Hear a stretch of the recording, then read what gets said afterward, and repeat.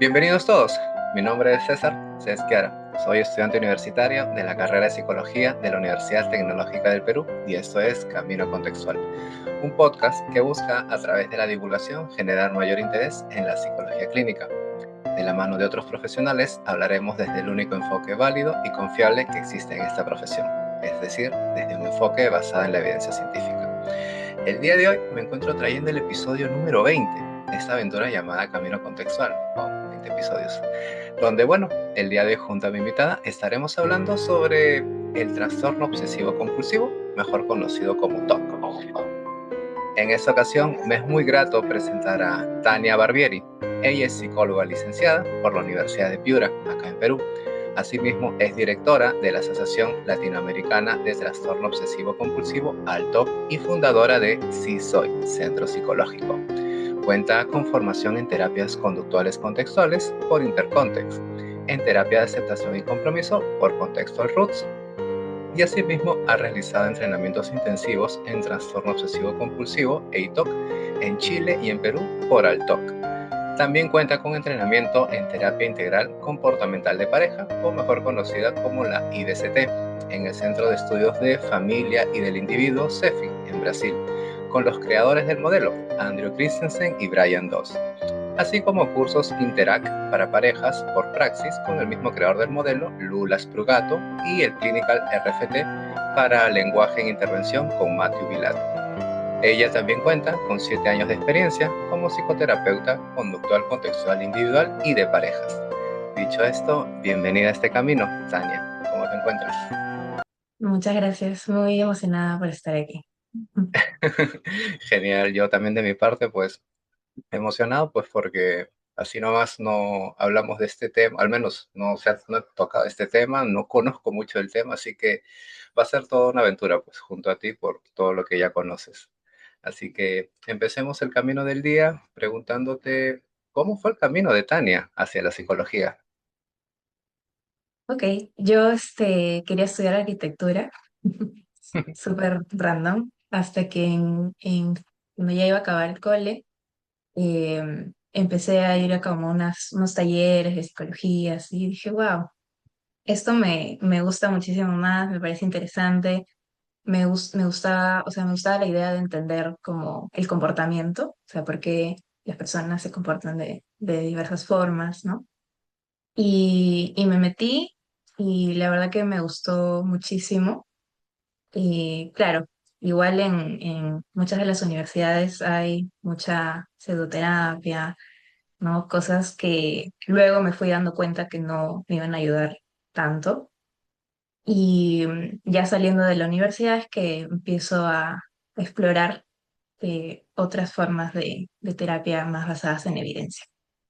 Mm, qué bonito, de arquitectura a psicología. Qué genial. Mire, justo esta última parte que estás mencionando, que ya posterior a la universidad, pues como te fuiste acercando a las terapias basadas en evidencia, va de la mano con la siguiente pregunta, que sería, ¿cómo esto, o sea, qué te hizo acercarte a este lado de la psicología basada en la evidencia y en ese sentido con las terapias contextuales?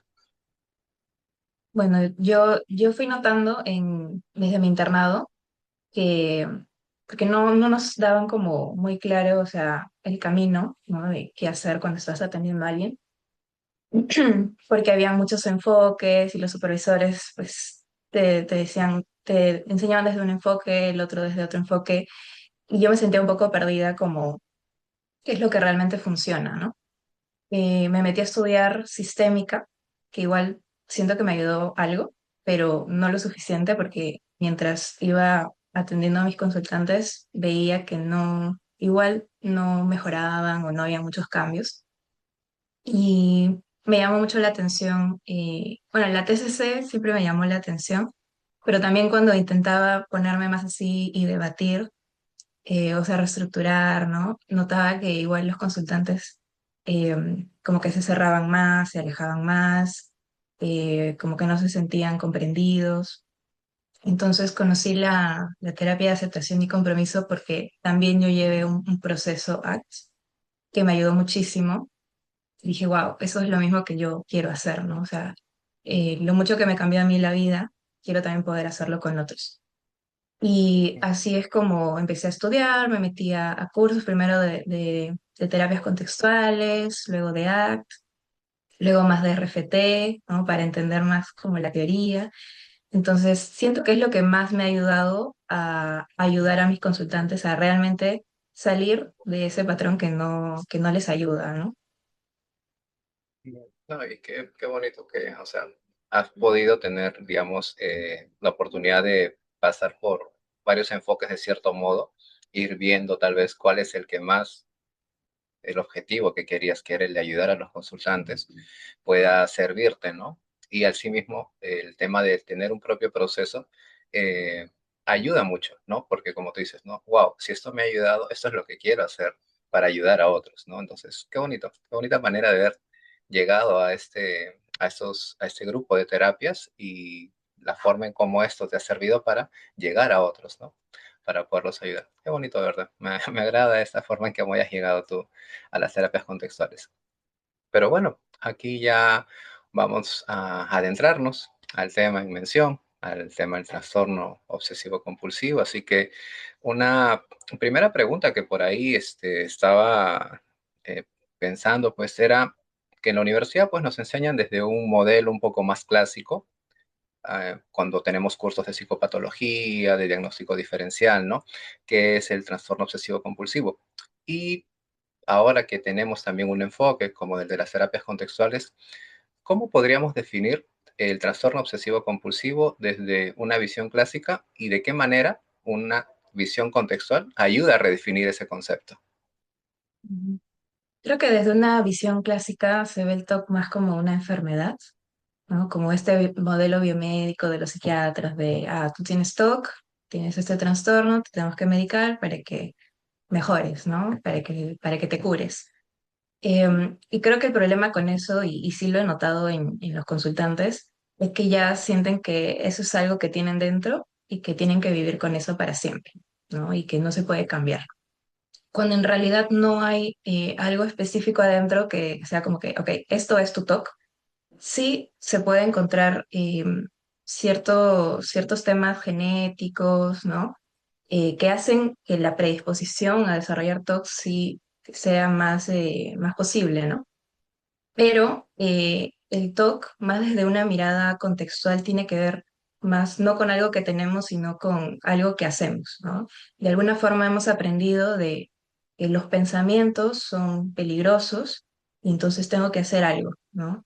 Me parece un pensamiento intrusivo de, no sé, algo sexual, por ejemplo, ¿no? Con una persona con la que no quiero tener pensamientos sexuales y pienso que eso es peligroso porque quizá eso significa que yo quiero hacer algo, ¿no? O que yo estoy mal, o que yo no me voy a poder controlar en el momento, ¿no? Entonces, eso es lo que hace que una persona luego empiece a comportarse, a tener muchas conductas de evitación que mantienen el ciclo, ¿no? Porque aprenden que si no hago este tipo de evitación, va a pasar algo terrible porque mis pensamientos me lo están diciendo, ¿no? Entonces, desde la mirada contextual, como que lo vemos más como hay un patrón de evitación, ¿no? Que no está funcionando porque te está alejando de muchas cosas valiosas, ¿no? Entonces, ¿cómo te redirigimos hacia hacer cosas valiosas, incluso con los pensamientos, las emociones, las sensaciones que aparecen que sí son muy desagradables, ¿no?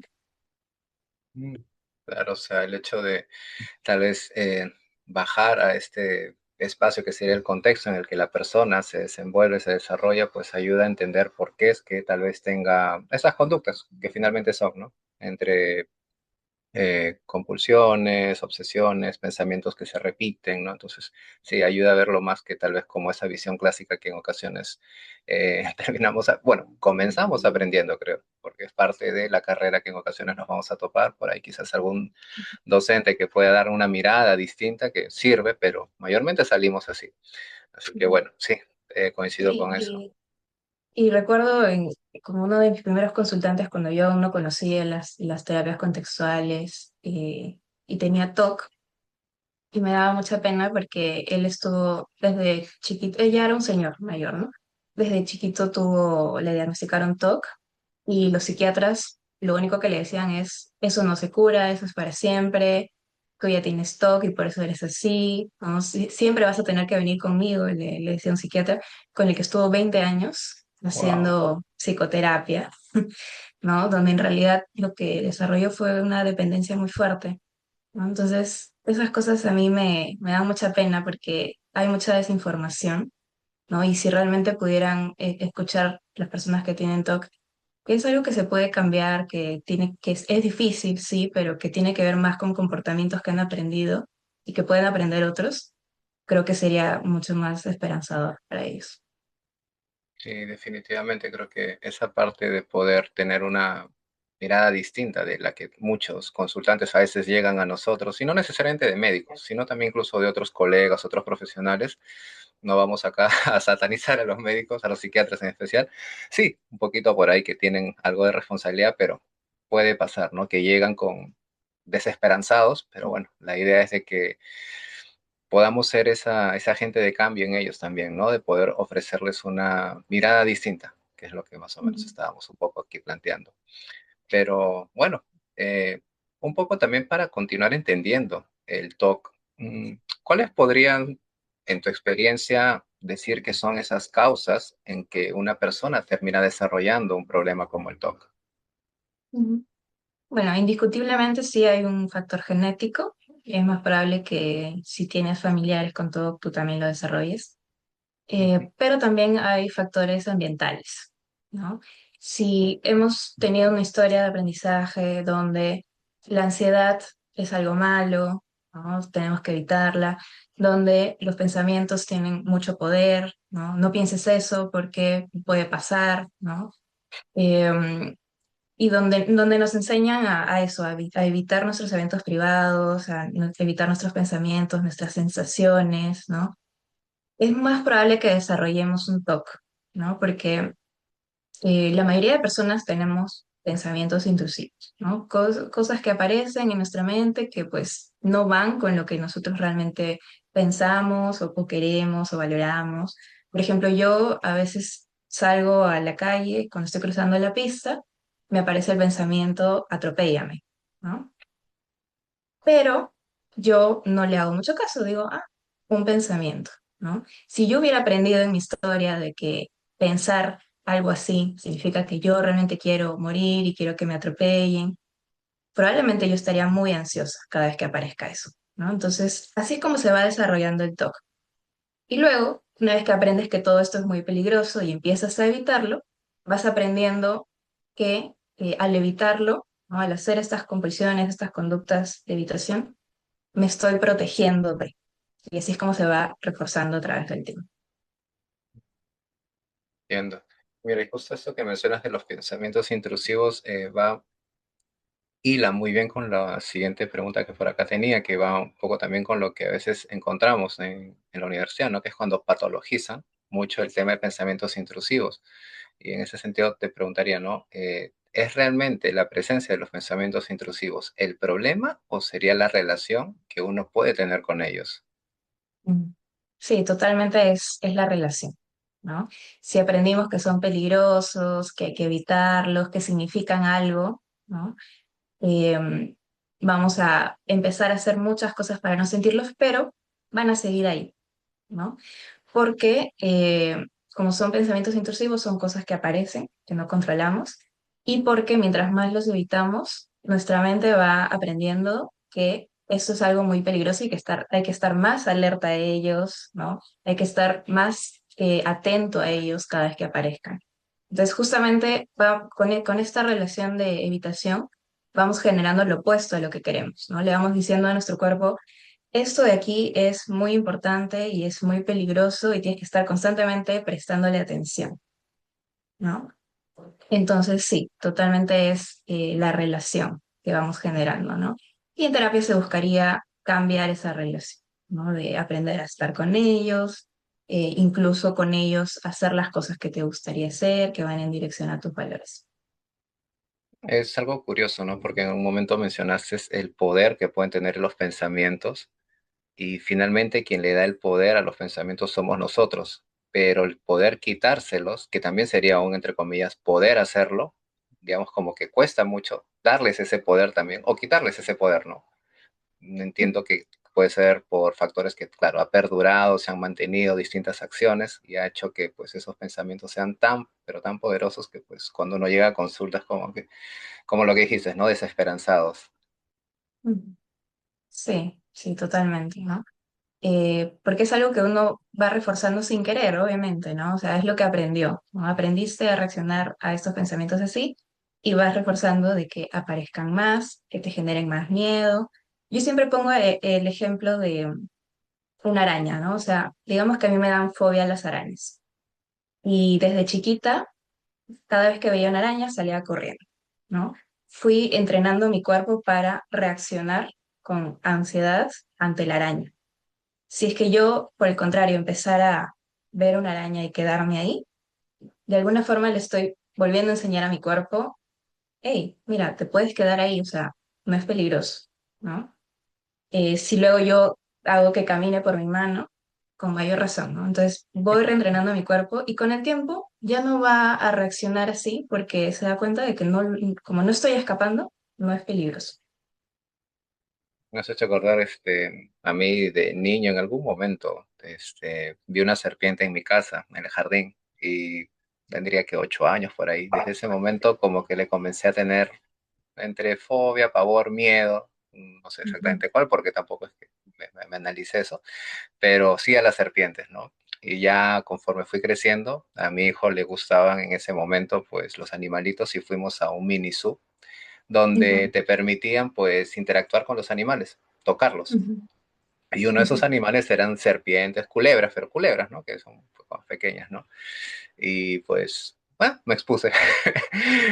Pero sí sentía, claro, o sea, uno estaba el hecho, estás con tu hijo. No te ujú, sientes, o sea, como que no siéntete fuerte porque hay que, tipo, como que esa responsabilidad que tienes a tu hijo y es como que tienes que mostrarte fuerte, ¿no? Entonces, como que eso también me ayudó un poco a superar ese miedo, pero sí sentía, ¿no? O sea, dentro mío que era incómodo para mí, pero digamos como que tenía por otro lado el reforzador, por así decirlo, de que estaba mi hijo conmigo y como que se puede hacer, ¿no? O sea, hay que mostrarle que sí es ujú, posible. Entonces, pero sí, ¿no? Entiendo que esto ya un poquito más adelante lo vamos a ver, que es parte de la terapia, ir exponiendo al consultante, ¿no? A estos miedos o fobias o objetos a los que les pueda temer, ¿no? Pero sí. Y sí, un poco, totalmente. dime, no sé, ¿quieres agregar algo? No, no, sí, totalmente. Y creo que los niños aprenden mucho viendo a sus papás, ¿no? Entonces, si te ve así como, ay, ¿no? Quizá también iba a desarrollar como ese miedo, ¿no? Entonces, sí, fue muy valiente enfrentarlo por él. Mm, sí, pero bueno, te iba a comentar, un poco volviendo al tema de desde la mirada clásica que en ocasiones se termina medicando al consultante con TOC. Había revisado algunas publicaciones, incluso algunas entrevistas de psiquiatras mayormente, donde ellos mencionaban que el uso de estos inhibidores selectivos de recaptación de la serotonina ayuda al tratamiento del TOC.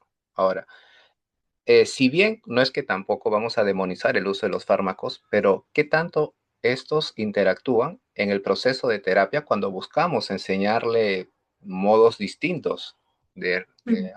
de relacionarse con esos pensamientos, con su TOC mismo?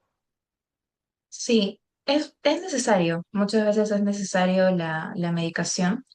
Los ISRS se ha probado que son muy efectivos para calmar los síntomas, ¿no? De ansiedad, rumiación.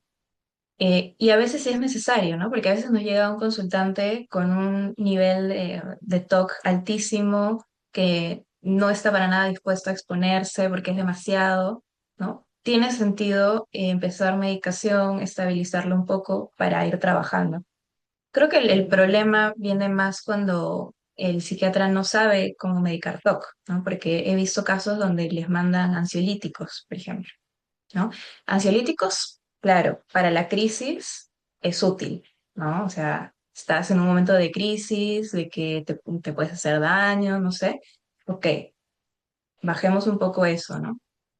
Pero luego no, o sea, luego en la terapia, sobre todo si vamos a hacer EPR, no nos ayuda que el consultante esté consumiendo ansiolíticos constantemente, porque justamente estos lo que hacen es inhibir esta ansiedad, que nosotros queremos aprender a habitar en ella, ¿no? Al exponer a la persona a esto que le da miedo, queremos que sienta la ansiedad, ¿no? Y que naturalmente se dé como esta curva, ¿no? En donde aprendo a estar con ella, veo, o sea, mi cuerpo aprende que no es peligrosa, que puedo estar con ella, que puedo habitarla, ¿no? Y ese es el aprendizaje que queremos generar. Entonces, sí, no es tan efectivo si queremos hacer EPR, pues que el consultante esté tomando ansiolíticos, pero la ISRS sí puede ayudar mucho, teniendo en cuenta de que no es no le va a hacer un cambio a largo plazo, ¿no? La medicación, sí le va a calmar los síntomas, mientras aprendemos a comportarnos distinto cuando aparezcan estos pensamientos. Y la idea es que mientras vamos avanzando en la terapia, ¿no? Y el consultante aprende a estar con esto, a no evitarlo, la idea es que se vaya bajando esta medicación en colaboración con el psiquiatra. Porque mientras se vaya bajando, es probable que vuelvan a aparecer ciertas cosas, ¿no? Que vamos a ir trabajando hasta que ya no sea necesario que tome esta medicación, ¿no? Esa es la idea final. O sea, en pocas palabras, el tema de la medicación no es algo que de por vida vayamos a tener en un consultante con TOC. No, no es la idea. Algunos sí lo hacen, ¿no? Pero es decisión de ellos, ¿no? O sea, hay personas que llegan y dicen, pues la medicación me dio mucho, con eso puedo vivir tranquila, y el psiquiatra le dice, no hay problema que la tomes para siempre, no te va a generar pues algo malo. Ok, es decisión de ellos, ¿no? Pero igual yo como terapeuta siempre les propongo la idea, hay una forma para que tú no dependas de la medicación, ¿no? O sea, claro, es una forma difícil, implica exponerte a tus miedos, no todos quieren hacerlo, es válido, Ujú. ¿no? Pero hay una posibilidad, ¿no? Y si tú quieres, lo podemos intentar, ¿no? Entonces, al final es decisión de cada uno. No, y también por el lado de que en algunos casos los medicamentos pues pueden llegar a generar dependencia y digamos la dosis que actualmente estaba tomando pues ya no me es útil, tengo que pedir un poco más y como tú dices, no ayuda a, en un momento ya llegamos a la parte de las intervenciones, si vamos a aplicar tal intervención pues no va a ayudar a que esta persona aprenda a relacionarse de una manera diferente con esto que le está generando pues el malestar, ¿no? Pero sí, o Sí, sea, es cuestión también de que, de cierto modo, entiendo involucrar al psiquiatra en el proceso que está llevando con nosotros. sí, sí, sí. Em, yo a veces hablo con los psiquiatras, ¿no? Sí, la idea es tener como esa interacción, saber que está con un psiquiatra que sí sabe de todo, ¿no? Porque hay muchos que no Mm, saben, o que les mandan como mil cosas. Yo tenía una wow. consultante que tomaba muchos ISRS, lo cual luego pregunté a un psiquiatra y no tenía sentido, ¿no? O sea, no vas a potenciar un ISRS con otro. Entonces, ese tipo de cosas, ¿no? Saber que sí están con el profesional adecuado para que tu trabajo también funcione, ¿no? Y puedas ayudar realmente a esta persona. No, y aparte que los ISRS, dependiendo del tipo y creo que de la generación, porque también creo que ahí hablan de generación, pueden no solamente generar dependencia, sino alteran el tema del apetito, el tema del estado de alerta. Bueno, si bien ayuda, lo reduce, pero entre darte más cansancio, más sueño, o sea, es bien, o sea, hay que tener bastante cuidado, incluso siendo uno psiquiatra, poder como tú dices, no darle así, pues repotenciar uno con otro, no creo que sea por ahí el camino. Pero Sí, bueno, claro, o ya. sea, sí, sí, es importante eso, ¿no? Ujú. Ujú.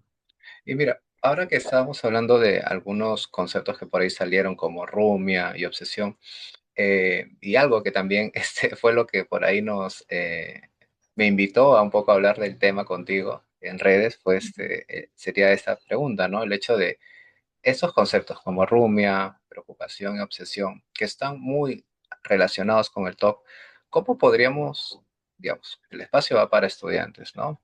Algunos psicólogos nobles, ¿cómo podría ayudar el poder diferenciar estos tres conceptos para una intervención adecuada, ¿no? Ujú.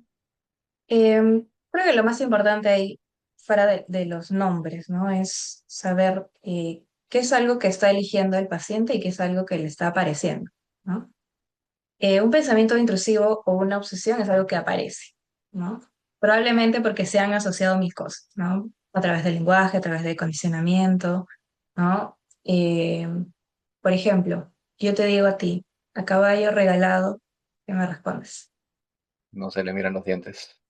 Exacto, ¿no? Entonces, hemos aprendido a asociar cosas, ¿no? Entonces, a veces nos pasa de que, no sé, veo o siento un olor y me aparece un recuerdo de un plato que me gusta, ¿no? Entonces, así es como pueden aparecer estos pensamientos intrusivos o obsesiones, porque de alguna forma se han asociado con otras cosas, ¿no? O cuando estoy en mi cuarto es cuando más obsesiones tengo, ¿no? De alguna forma se ha asociado.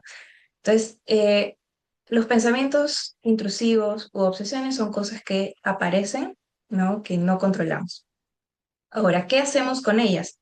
Podemos caer en rumia o preocupación, ¿no? Algunos autores las diferencian, ¿no? Rumia es como cuando nos ponemos a pensar sobre, o sea, es un pensamiento repetitivo sobre el pasado, preocupación es un pensamiento repetitivo sobre el futuro, ¿no? Pero al final son cosas que hacemos, ¿no? Aunque a veces se sientan automáticas, ¿no? Porque a veces escucho que dicen, es que no puedo parar de rumiar, es que mi cabeza rumia mucho. Ok, se siente como automático, ¿no? Porque es como caminar, ¿no? O sea, ya lo hemos hecho tanto que ya no estamos pensando dar un paso, dar el otro, ¿no? Sino que ocurre, ¿no? Pero al final siguen siendo conductas que hacemos que se han automatizado demasiado. Entonces, tanto la rumia como la preocupación son cosas que hacemos para calmar nuestra ansiedad, ¿no? Para calmarnos ante estos pensamientos que nos generan mucho malestar. Entonces, algo que también se trabaja en terapia, ¿no? Es cortar eso, porque ese tipo de conducta de pensamiento repetitivo es también una compulsión, ¿no? Y hay muchos TOCs que se llaman TOC mental, ¿no? TOCs mentales, que no se observa la compulsión porque todo está pasando aquí, ¿no? Por ejemplo, un talk sobre homosexualidad, ¿no? ¿Y si soy homosexual? ¿No? Y me respondo, no, no creo que sea homosexual porque mira, a mí me gustó tal chica, no, pero y si era una mentira, realmente no me gustó? Entonces, toda esa conversación que se está dando es un mix medio enredado entre pensamiento intrusivo y compulsión o rumia, ¿no? O sea, cómo yo le respondo a la obsesión. Me acuerdo una vez con una consultante yo a veces hago registros con ellos, ¿no? Entonces me escribía todo ese discurso mental y yo le hice ver como uno por uno, a ver, esto de acá es la obsesión, ¿no? Esto de acá es lo que tú estás respondiendo, esto de acá es la obsesión, esto... Y me dijo, wow, no me había dado cuenta que se podía dividir así todo lo que pasaba en mi mente, ¿no? Para ella era toda una sola cosa que ocurría en su mente y que ella no controlaba. ¿No? Cuando pudimos separar eso y vio, a ver, hay algo que aparece y hay algo que yo hago, fue más fácil identificarlo y cambiar lo que yo hago, ¿no? Ya no responder a esos pensamientos.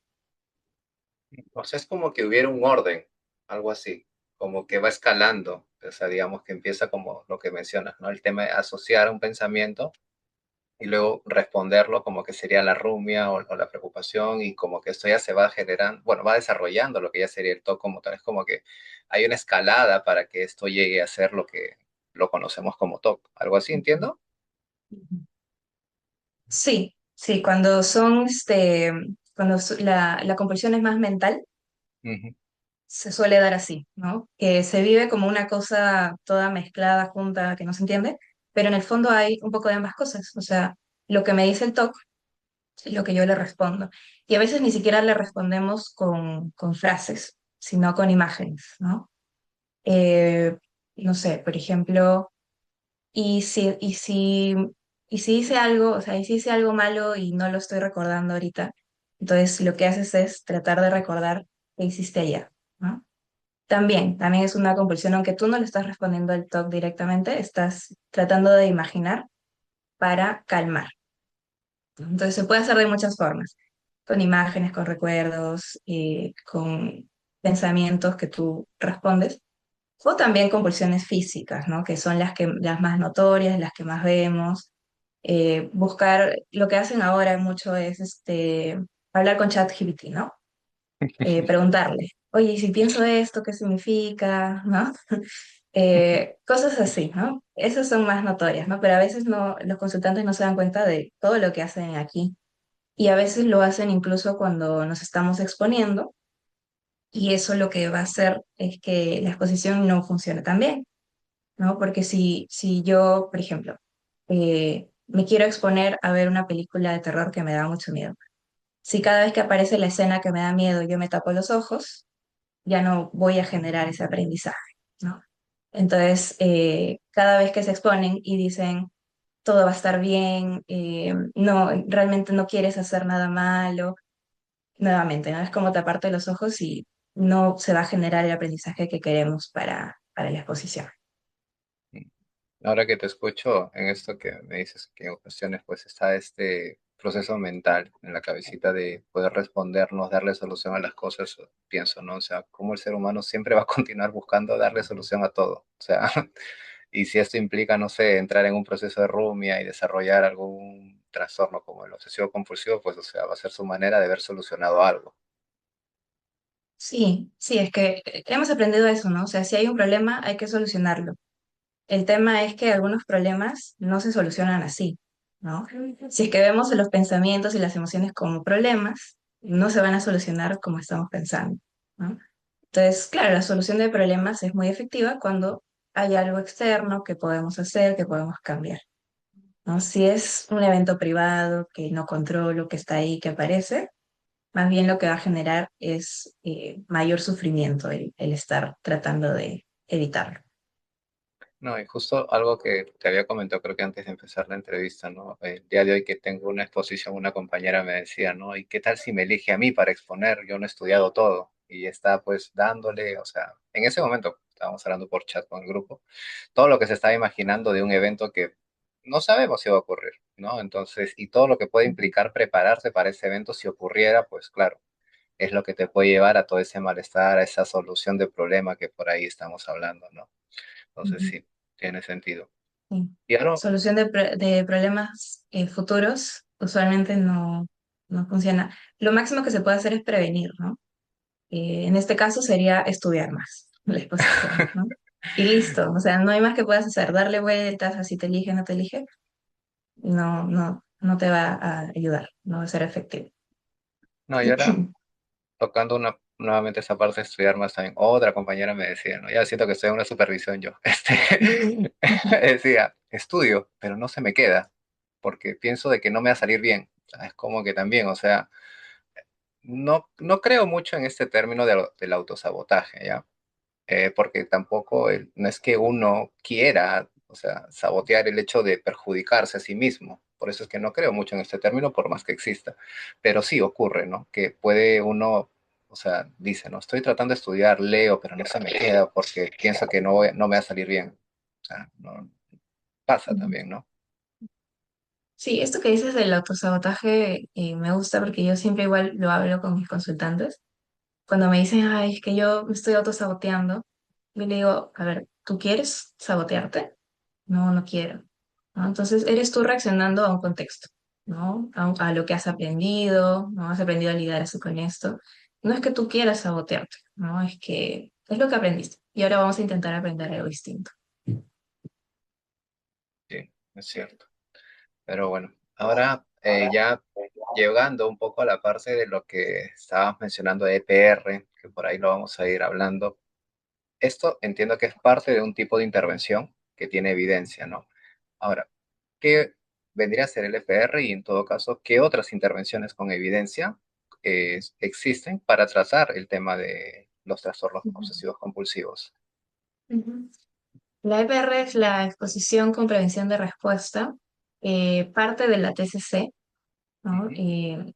Desde este enfoque notaron de que para tratar temas de ansiedad, en este caso el TOC, ayudaba mucho exponerse a los miedos, aprender a estar con ellos sin escapar, ¿no? Exposición es exponernos, prevención de respuesta es prevenir la respuesta, o sea, no hacer la compulsión que hemos hecho y que ha reforzado. Y sí, es el tratamiento con mayor evidencia junto con las ISRS, ¿no? Entonces, es lo que se ve que ha ayudado más al tratamiento del TOC.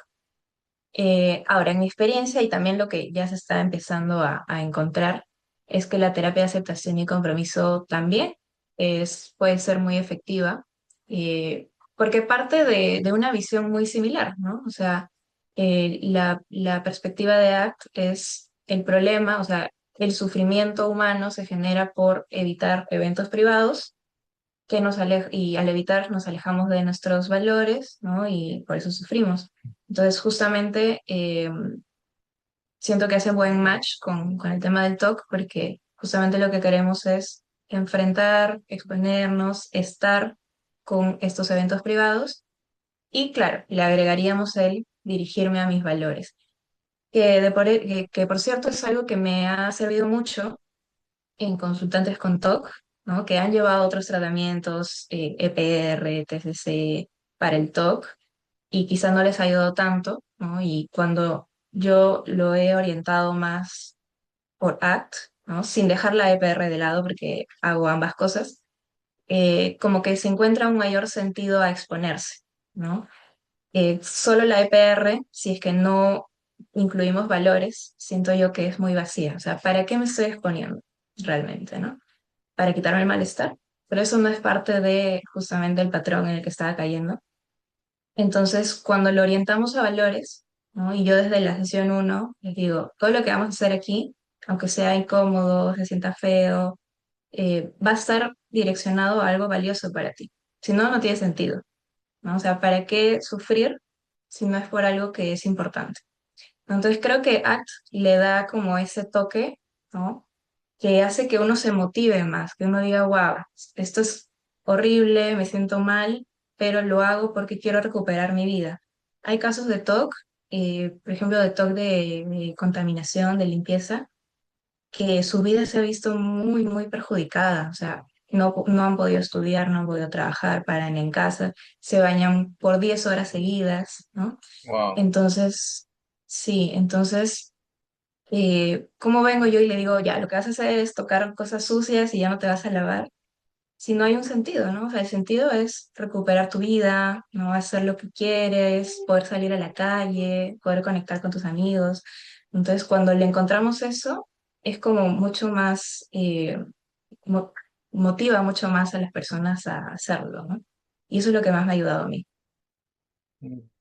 Y este toque de limpieza, pues creo que algo contribuyó, entre comillas, la pandemia, ¿no?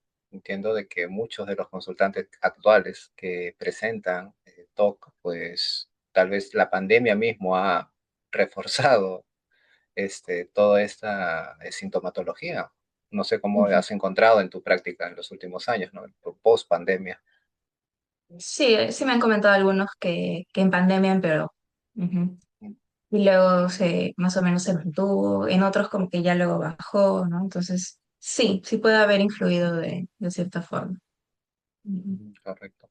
Y ahora que mencionabas esto de la exposición de prevención de respuesta como una de las opciones con evidencia, y mencionas el del tema de la TCC y también mencionas el ODA, pienso, tal vez había más allá de también del vacío que por ahí podría sentirse cierta rigidez en el consultante para poder realizar o poder, digamos, avanzar en el proceso. Ujú. Yo creería que sí.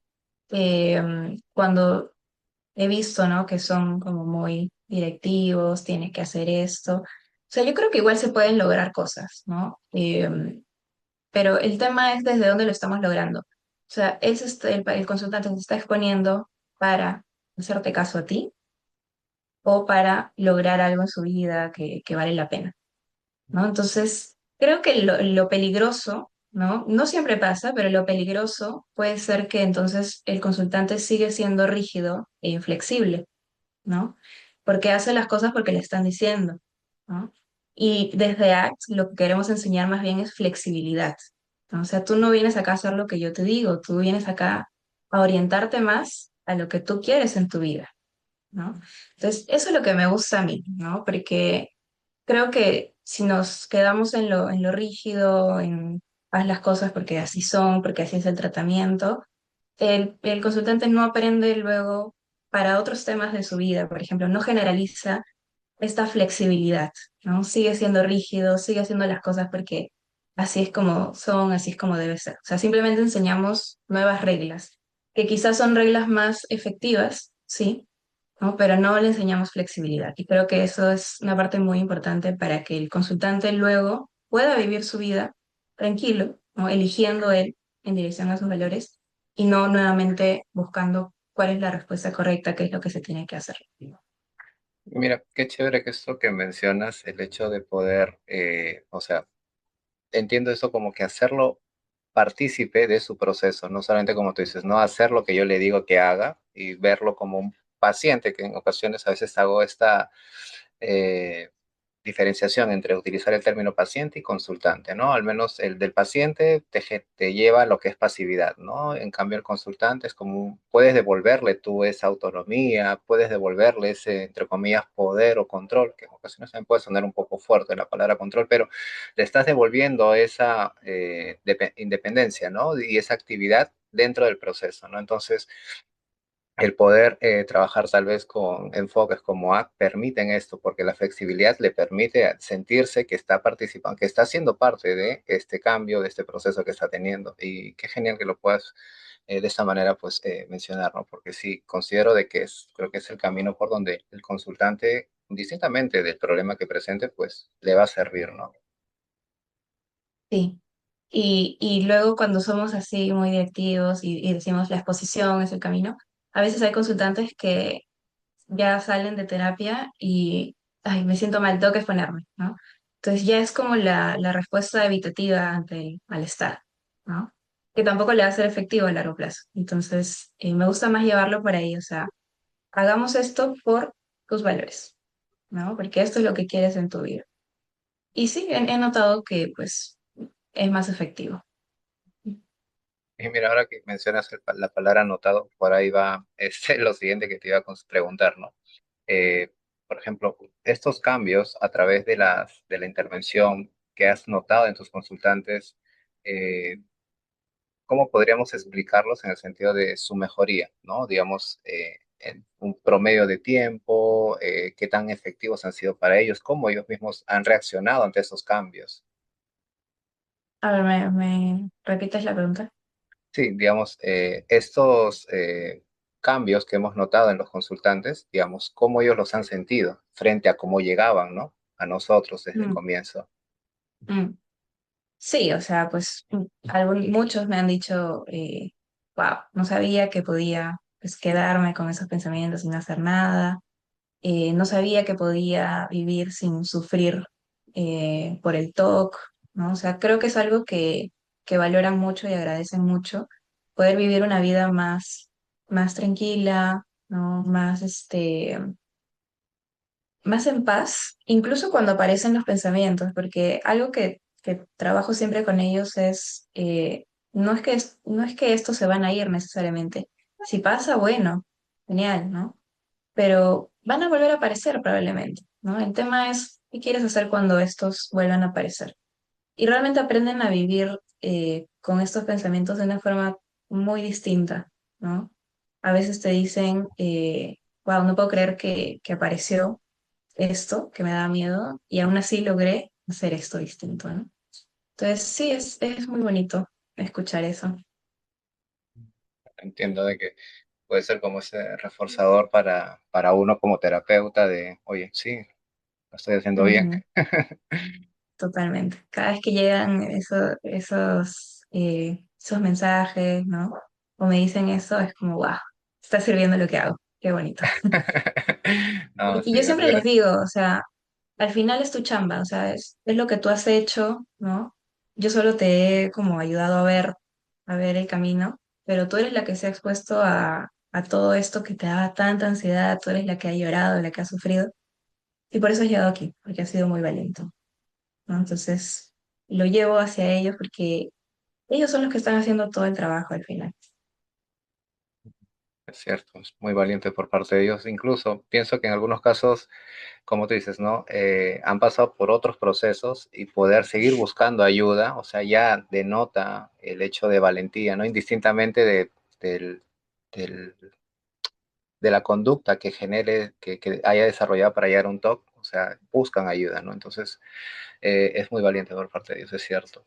Y un poco volviendo a lo que ya sería enfocado a los estudiantes que por ahí puedan interesarse o quizás en algún momento se hayan topado con algún caso como este, ¿cuál consideras tú eh, serían, por ejemplo, estas red flag o banderas rojas o indicadores de que pueda diferenciar un TOC de otro trastorno que es muy en ocasiones parecido, que es el día de ansiedad generalizada? Sí, con el tiempo ya lo identificas al toque, ¿no? Pero creo que hay una cosa muy importante y es si los pensamientos son egosintónicos o egodistónicos, ¿no? ¿Qué significa egosintónicos? Son pensamientos que van acorde a mis valores o a lo que yo creo o a lo que yo pienso o a mis creencias, ¿no? ¿Qué significa ego distónico? Que va totalmente en contra a lo que yo quiero, a lo que yo creo, a mis valores. Eh, y el TAG se caracteriza más por pensamientos egosintónicos. Son pensamientos que uno de cierta forma quiere tener, ¿no? O sea, a pesar de que le generen sufrimiento, porque sienten que les sirve para prevenir algo, ¿no? Por ejemplo, no sé, hoy iba a estar aquí y tenía muchos nervios Ujú. y por ejemplo, ayer me pudo haber llegado el pensamiento de, ay, ¿qué voy a decir? ¿Y si me equivoco? ¿Si lo hago mal? ¿No? Todo eso es más como, más asociado al TAG. ¿Por qué? Porque son pensamientos que, en teoría, ¿no? Me sirven para prepararme, para prevenir un peligro. O sea, quiero tenerlos, quiero estar observando eso para que no salga algo mal. En cambio, los pensamientos más egodistónicos del TOC son como cosas que no quiero tener, o sea, eh, y si soy homosexual, ¿no? Y si me gustan los niños, las niñas, ¿no? Y si al tocar esto me enfermo, ¿no? Son cosas que uno sabe por dentro de que no, o sea, no es así, o sea, yo sé que no me gustan las personas de mi mismo género y aún así todo el día estoy pensando en eso. ¿Por qué? ¿No? O sea, ¿por qué me pasa esto? ¿Por qué pienso en esto? O el toque relacional, ¿no? Y si mi pareja realmente no me gusta, y si mi pareja no es realmente la persona que yo amo, pero no es como una duda de, o sea, realmente lo estoy dudando, sino, ¿por qué me aparecen estos pensamientos si yo siento que, o sea, yo creo que sí amo a mi pareja, ¿no? Entonces, son cosas que siento que no van realmente con mi experiencia, ¿no? Yo sé que no me gustan los niños, pero ¿por qué me aparecen imágenes y siento cosas? Entonces, es muy aversivo porque son cosas que uno no quiere tener, ¿no? Y que sabe que no, probablemente no son reales, pero aún así dicen, ay, ¿y si fuera cierto? Mejor tengo que hacer algo para prevenirme. Entonces, eso es lo más diferencial, ¿no? Aparte que el TOC suelen ser como pensamientos más extraños, ¿no? Y en el TAG suelen ser pensamientos más como de preocupaciones de la vida diaria, cómo me irá en el trabajo, cómo estarán mis hijos, si estarán bien, si les habrá pasado algo, ¿no? Entonces, sienten que preocuparse tiene más sentido porque es efectivo para prevenir peligros y en el toque es más como, ya no quiero pensar esto, o sea, estoy harta de que esto venga a mi mente, ¿no? O sea, entiendo que por ahí la clave, para hacerlo un poco más sencillo, sería el tema de los valores. Ver hacia dónde ese pensamiento está enfocado. Si está enfocado a valores, por ahí podría llevarse, entenderse como algo es ansiedad generalizada. Y si por ahí no tanto, sería como lo que sería una obsesión, obsesivo compulsivo. Es lo que por ahí Ujú. creo. Sí, o más como creencias, ¿no? O sea, ¿qué tanto Ujú. va, o con mi experiencia, qué tanto esto va con mi experiencia, ¿no? Si es algo ya muy extraño, muy raro, que no tiene sentido que me aparezca, más TOC, ¿no? Si es algo que no, sí tiene sentido porque tengo que estar atenta a ver si pasa un peligro, ¿no? Más TAG, algo así. Y eso que, por ejemplo, mencionabas, ¿no? El hecho de que pueden haber pensamientos, me gustan los niños o puedo hacerle daño, no sé, a mi hijo. O sea, esto también guardaría relación con la propia historia de aprendizaje de la persona. Sí, porque yo creo que igual los pensamientos de TOC también se asocian con los valores de cierta forma, porque lo que más me da miedo es de lo que el TOC se agarra, y es decir, lo que más me importa, ¿no? Por eso se ha encontrado, ¿no? que muchas mujeres embarazadas empiezan a desarrollar TOC con hacer daño a sus hijos, ¿no? O cuando ya nace su hijo, ¿no? Porque es tan valioso, tan importante su hijo, ¿no? Que el miedo a hacerle algo se vuelve tan fuerte, ¿no? Que pues empiezan a caer en este ciclo, ¿no? Entonces yo creo que el TOC se agarra mucho también de esos valores, o sea, ¿por qué a uno le da más miedo contaminarse, a otro le da más miedo hacer daño? Quizá hay algo valioso ahí, ¿no? En contaminarse es como probablemente poder disfrutar de la vida, ¿no? Poder hacer cosas valiosas en mi vida. Entonces, si me contamino y me enfermo y me muero, no voy a perder Mm. todo eso. En hacer daño, es muy importante para mí ser una persona, buena, ¿no? Que ayuda a los demás, ¿no? Entonces, hacer daño me haría una persona mala, ¿no? Y es lo que más temo, ¿no? Entonces, creo que de alguna forma se asocian, o sea, el TOC se agarra de lo que es valioso para ti, ¿no? Y tiene sentido que dé miedo. Qué interesante esa parte que mencionas, ¿no? O sea, es como que el querer cuidar algo que es importante para ti y a pesar de ello, pues viene o desarrollas algún pensamiento que vaya por lo contrario, ¿no? O sea, porque como ser humano uno va a buscar de cierto modo lo que es importante cuidarlo, ¿no? Pero, no sé, termina uno aprendiendo, digámoslo así, a tal vez pensar de un modo distinto, ¿no? Y que es opuesto a lo que, entre comillas, pues se esperaría, ¿no? Ujú. Sí, y eso es lo más paradójico que me ha ayudado a ver ACT, porque justamente en lo que más nos duele, en lo que más miedo nos da, están nuestros valores, y justamente para evitar este dolor, nos alejamos de nuestros valores, ¿no? Entonces es totalmente paradójico, ¿no? Parece que en el dolor es donde realmente encontramos lo que es valioso, y si lo dejamos estar, realmente conectamos con lo que es valioso, ¿no? Porque muchos, por ejemplo, muchos talks de daño a sus hijos, ay, mejor no me quedo sola con mi hijo, me alejo de él, ¿no? Y te estás alejando de lo más valioso justamente, ¿no? Que es estar con tu hijo, criarlo, estar ahí para él. Entonces, sí, es bien curioso cómo Y ahora, funciona nuestra mente, ¿no? y ahora esto que mencionas me hace pensar en la Matrix, ¿no? Como cuando tenemos estos cuatro cuadrantes, qué es lo que nos acerca y cómo nos alejamos, las acciones, los pensamientos, todo. Ujú, Bonito. Y esto ahora que un poco hablábamos también de lo que es terapia exposición, y volviendo nuevamente acá a mis coleguitas, estudiantes o psicólogos nobles, puede llegar a generar cierta ansiedad en uno como un terapeuta novel el poder empezar a aplicar este tipo de intervenciones, especialmente la de exposición, ¿no? Más que quizás la de A, que considero que es un poco más amigable, porque la exposición, pues, es un poquito como lo mencionábamos, un poquito más rígida, ¿no? Entonces puede llegar a ujú, generar ansiedad en el mismo terapeuta y tal vez cómo lidiar o ser un poco más compasivo con uno mismo. ujú. Sí, totalmente. Y creo que ese es uno de los grandes factores que influyen en que los terapeutas no hagan exposición. Alguna vez leí un artículo relacionado a eso, ¿no? La evitación del terapeuta hace que no practiquen esta técnica que es la más útil. Pero sí, es difícil porque justamente nos enseñaron toda la carrera de que lo que queremos es hacer que las personas se sientan bien, ¿no? Vienen porque están sufriendo, entonces nosotros tenemos que ayudarlos a que estén bien. Y claro, que nos digan, ya, para ayudarlo a que esté bien tienes que hacerlo sentir mal, es como, no, ¿cómo voy a hacer eso? Entonces es difícil hacerlo porque uno no quiere hacer sentir mal a su consultante, uno quiere que su consultante esté feliz, ¿no? Pero claro, lo que me ha ayudado es conectar más con el bienestar a largo plazo. O sea, yo quiero que mi consultante esté bien a largo plazo, ¿no? Y si exponerlo a lo que le genera ansiedad, malestar ahorita, lo va a ayudar a eso, entonces le estoy haciendo un bien, ¿no? Estoy haciendo algo bueno por él.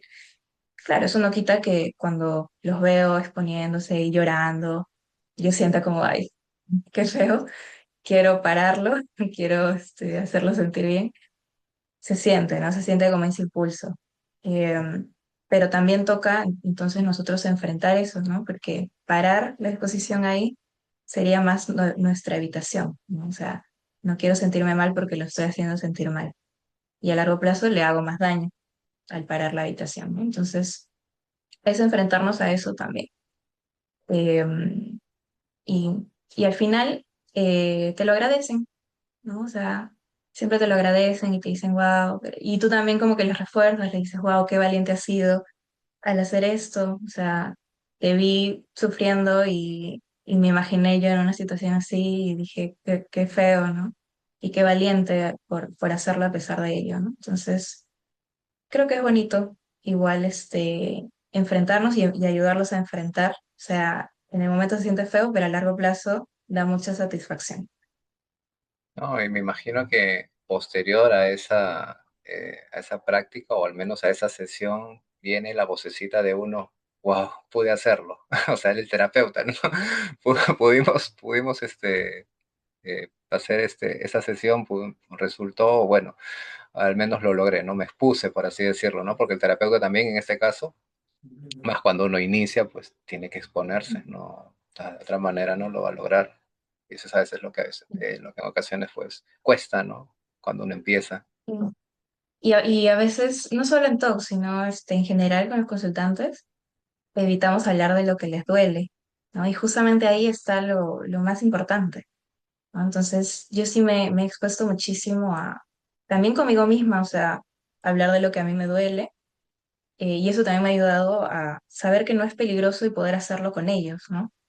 Eh, Porque claro, a veces te dicen, ay, no, es que hablar de esto me hace sentir mal. Ah, bueno, entonces pasemos a otra cosa, ¿no? Rápidamente, ¿no? Rápidamente evitamos. Cuando quizá ahí está justamente lo importante, o sea, lo que está evitando sentir y que no le permite avanzar, ¿no? Entonces, claro, con mucho cuidado, con mucho amor, los ayudo a ir explorando ahí, ¿no? O sea, sé que es difícil hablar de esto, pero creo que aquí hay algo muy importante que explica lo que estás pasando, ¿no? ¿Qué tal si me cuentas un poco más? Y lloran, ¿no? Y hablan de lo que les duele, de lo que han vivido. Y a partir de ahí es que uno puede empezar a trabajar mucho mejor con ellos, justamente, ¿no? No cuando seguimos hablando de cosas superficiales, sino cuando entramos en el dolor. Y ahora eso que mencionas, si bien no va mucho con el tema, pero me hace pensar el hecho de tener que, o tener no, haber que, ¿cómo sería? Haber llorado junto con nuestro consultante en sesión. No sé si te ha llegado a ocurrir y no sé, cómo tú ves esta interacción, por así decirlo. Ujú. No me ha pasado, o sea, sí me ha pasado que me da ganas de llorar. Esta semana Ujú. me pasó. No me pasaba hace tiempo. Y lo noté y dije, a ver, ¿por qué me está dando ganas de llorar esto? Me di cuenta de dónde venía, o sea, de algo de mi historia, y lo que hice fue usarlo para conectar más con mi consultante, ¿no? Em, Porque dije, a ver, si esto me ha dolido a mí, ¿cómo le debe haber dolido a esta persona? ¿Qué debe haber sentido? ¿No? Y claro, lo que hice fue salir de mi dolor y entrar al dolor de ella, pero me ayudó mucho conectar con ese dolor para poder entenderla también, ¿no? Entonces, claro, sí, sí me pasa que me da ganas de llorar, pero trato de observarlo, no evitarlo, dejarlo estar, pero conectar más con cómo esto se relaciona con este consultante, ¿no? Porque al final, pues, la terapia es para esta persona, ¿no? Y lo que Ujú. me active a mí eh, puede ayudarme a conectar, pero no debo, o sea, siento yo que no debo llevarlo a mí necesariamente, ¿no? Sino que esto cómo me puede ayudar a ayudar a esta persona. Siempre lo muevo a ese lado. O sea, siento que en sesión la persona más importante es el consultante, ¿no? Lo que me mueve a mí me ayuda más a trabajar con esta persona. Y ya luego afuera, en mis terapias, ¿no? Ya hablaré de lo mío, ¿no? Y lo separo de esa forma. Pero sí, sí me ayuda mucho a empatizar. O sea, siento que soy una persona muy empática, yo lloro con todas las películas que veo prácticamente, porque conecto con los personajes. Entonces, creo que es natural que nos pase, que conectemos mucho con una historia, porque igual se puede relacionar en algo con la nuestra, ¿no? Y quizá nos ayuda movernos de ahí, o sea, sin evitar, simplemente observar, ¿no? Y mover la atención acá, porque ahorita es lo más importante.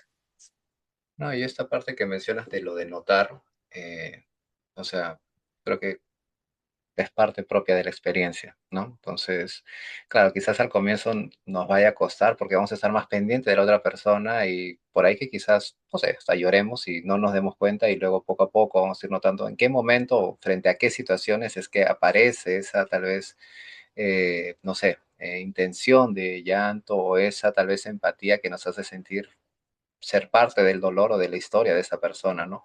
Y poco a poco, pues vamos notando para entender un poco, ok, esto de cierto modo entonces lo puedo usar a mi favor, en el sentido de tal vez generar una mejor relación terapéutica, entender mejor el dolor de mi consultante y pues hacer ese match, ¿no? Que pues va a ayudar a que todo el proceso pues vaya, continúe, ¿no? O sea, creo que por ese lado va a ser cuestión de experiencia, ¿no? Sí, creo que la experiencia te ayuda mucho y también los procesos que tú lleves de terapia, ¿no? Ujú. Porque o sea, me gustó mucho esta semana el tan rápido haber sido consciente de qué es lo que me activó, que quizá antes me costaba, ¿no? O sea, antes era como que, ay, esto se sintió feo, pero no sé por qué. Entonces creo que la experiencia y la experiencia en tu propia terapia te ayuda a ser mucho más consciente de qué es lo que te está activando en estos momentos, en qué patrón podrías caer, ¿no? Si podrías caer en un patrón de evitación con el consultante o al contrario, ¿no? O sea, qué tanto estás dispuesto a dejar estar eso y seguir conectando, ¿no? Entonces sí, creo que eso también ayuda bastante. No, y también me hiciste acordar que yo sí soy un poco, o sea, sí, soy llorón cuando veo películas a veces y, por ejemplo, muchos de los muñequitos que tengo acá atrás son parte como que de esos personajes que en algún momento me han hecho así, pues conectar con entre infancia o situaciones de esos y sí, o sea, también me ayuda a mí conectar tal vez y entender, ¿no? O sea, notar por qué estoy haciéndolo y en ocasiones yo mismo me invito a sentir eso porque es parte, ¿no? O sea, es creo que parte de la historia de cada uno de nosotros y pues evitarlo, pues no, realmente no nos acerca mucho a la vida que queremos. Pero bueno, ya llegando un poco casi al final, Tania, en esta parte de la entrevista, pues tengo, bueno, del espacio, tengo una pregunta que es una pregunta dinámica porque viene de otra persona, en este caso yo no la elaboro, te la ha elaborado el invitado anterior. Así que te la voy a realizar y posterior a ello, pues te voy a pedir que también tú realices una. En este caso, pues te dejaron la siguiente pregunta. ¿Qué persona y de qué manera influyó esa persona en ti para ser la psicóloga basada en evidencia que hoy eres? Tengo tres personas en mi cabeza y las tres son psicólogas y han sido mis psicólogas. Oh, Sí, una fue, no sé si digo los nombres, sí, los voy a decir.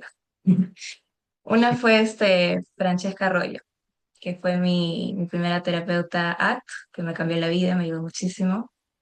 Luego Joana Sánchez, que también fue mi terapeuta, me ayudó mucho a enfrentar ciertas cosas, que también siento que me ha cambiado la vida.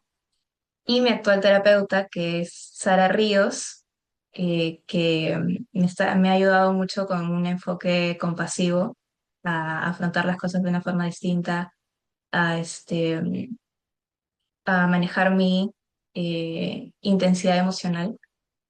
Y siento que todo lo que he visto con ellas de forma personal también me ha ayudado a eh, saber cómo gestionar con mis propios consultantes, ¿no? Em, sí, básicamente eso. genial. Bueno, Francesquita sí la tuve también por acá, es una excelente persona, es muy, muy linda. Se- Creo que el círculo se mantiene porque sí, muchos de entre ustedes a los que conozco, pues ha sido entre formaciones y he tenido, eh, digamos, la suerte, por así decirlo, de poder estar con ustedes aquí también en este espacio y poder no solamente conocer a la persona, sino al profesional, que también ese profesional tiene mucho de la persona que es, ¿no? Entonces, poder ver eso es muy bonito, ¿no? Así que, bueno, sí, Francesquita, y si por ahí nos estás viendo, un saludo para ti. Pero bueno, dicho esto, Tania, te invito a dejar tu pregunta. En este caso, pues la premisa es una persona, bueno, es alguien que maneja psicología basada en la evidencia, ¿no? Ok, déjame un ratito para pensar. Todo bien, está bien. Em, mm, mm, mm, mm.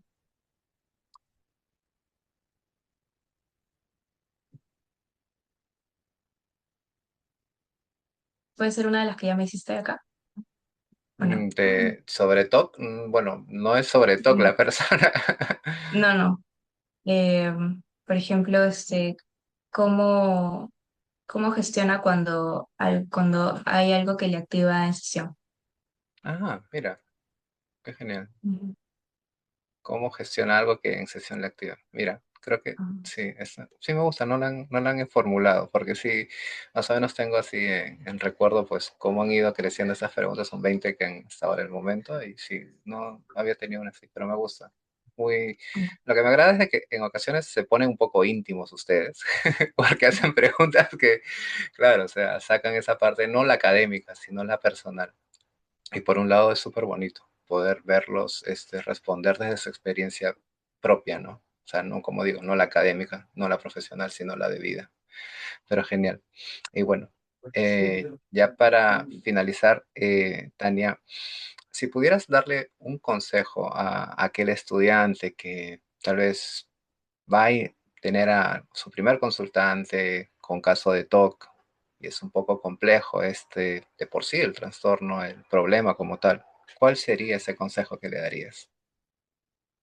yo siempre les digo una cosa a los psicólogos que recién empiezan, y es que eh, de alguna forma la vas a fregar al inicio, está bien, porque he notado que muchos como que dicen, no, tengo que estudiar esto, tengo que estar súper preparado. Y sí es importante estar preparado, sí es importante supervisar, sí es importante saber cómo es el tratamiento, pero esperan a estar como 100% listos para iniciar y eso no va a pasar a menos que inicies, ¿no? Es más, ni siquiera con ya 10 años de experiencia vas a estar 100% listo, porque siempre hay casos distintos, siempre hay cosas que se te van a dificultar más, siempre la vas a fregar de alguna forma.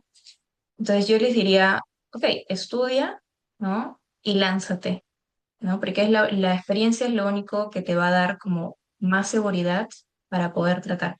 Y sobre todo estos casos de TOC, que mira, al inicio yo decía, wow, qué complicado, yo no podría, pero luego te vas dando cuenta de que no. O sea, de que si tienes claro primero la teoría y segundo el patrón, o sea, si haces un buen análisis funcional de la persona, de sus conductas, es muy sencillo. Es muy sencillo darte cuenta, ok, esto es lo que está haciendo para evitar, y no le está funcionando, y estos son sus valores y cómo sería dirigirnos hacia eso, ¿no? Si tenemos claro eso y nos seguimos supervisando, seguimos preguntando, nos va a ir bien eventualmente. Entonces, yo les diría, láncense, pregunten, ¿no? A personas con más experiencia, pueden preguntarme a mí también. em, y con el tiempo van a sentirse cada vez más seguros de hacerlo. Genial, Tania. Excelente consejo, aunque normalmente nosotros los psicólogos no lo damos, pero en esta ocasión ayuda mucho tener esta guía, ¿no? Esta idea de cómo poder enfrentar indistintamente, no solamente ese tipo de casos, sino creo que en la práctica de cualquier problema que pueda presentarse de un consultante, pues poder, sí, atrevernos, ¿no? Creo que es lo que va a ser, lo que nos va a hacer más valiosos incluso, ¿no? Lo que nos va a acercar incluso a ese psicólogo que queremos ser. Así que, Ujú, pues, nada, Tania, no sé, pues solo preguntarte cómo te sentiste en este camino el día de hoy. ujú. Súper bien, me gusta mucho hablar estas cosas, ya no estoy nerviosa. Sí, o sea, sí, me ha gustado mucho, me gusta dar este conocimiento, sobre todo a personas, a psicólogos que recién inician. Eh, es algo que me apasiona mucho, o sea, por eso hace poco he creado mi centro y he contratado psicólogos más nuevos y yo los superviso, yo los guío. Me ayuda mucho a ayudar porque a mí también me gustó mucho que me ayuden cuando recién iniciaba y estaba perdida. Entonces, si esto que estoy diciendo puede beneficiar a alguien, genial. No, y de hecho que lo va a hacer, sí, hay todo conocimiento nos es útil. Y así que compartirlo, pues creo que es lo que podemos como compromiso tener los psicólogos, los que estamos en la carrera finalizando, ¿no? O sea, creo que es parte de nuestro compromiso. Así que nada, Te agradezco nuevamente, Tania, el que te hayas podido dar entre toda tu agenda pues este espacio y de verdad pues muchísimas gracias por haber estado en ese camino. Listo, muchas gracias a ti por invitarme. Nos vemos.